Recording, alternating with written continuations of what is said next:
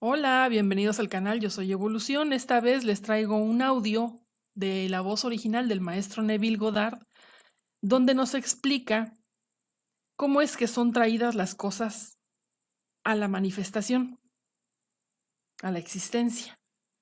Y esto se hace por medio de tus propios maravillosos actos imaginarios. Continuamos.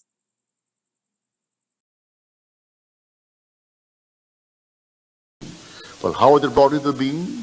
By your own wonderful imaginal acts. That's how they're brought into being.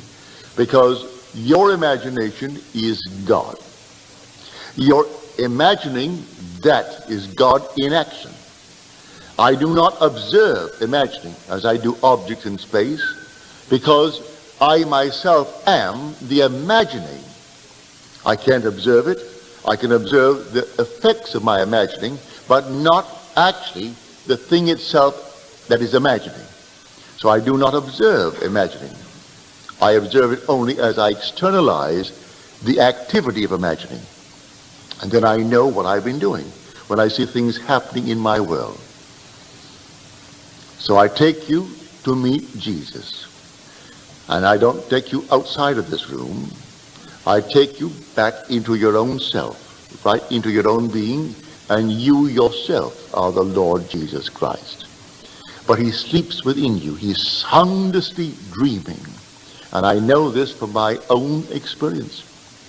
I was told it so vividly one night when I fulfilled the 42nd Psalm. Well, here I am walking in this enormous procession, this enormous crowd, and I'm leading them up to the house of God. And suddenly, a voice rings out, and God walks with them. And then, a woman at my side, she asked the voice. You saw no face, just the voice. And she said, if God is at our side, where is he? The voice answered, at your side. God walks with them. She turned to her left, looked into my face, and she became hysterical. She said, what, Neville? Neville is God? And the voice answered, yes, in the act of waking. And then the voice spoke within me. No one else heard it, and here was a sea of humanity. And then the voice from the very depths of my own being is saying, I laid myself down within you to sleep. And as I slept, I dreamed a dream. I dreamed, and I knew exactly what he was dreaming. He was dreaming that he's I. I also knew that when he woke, I am he. So the voice answered, yes, in the act of waking. He is God in the act of waking.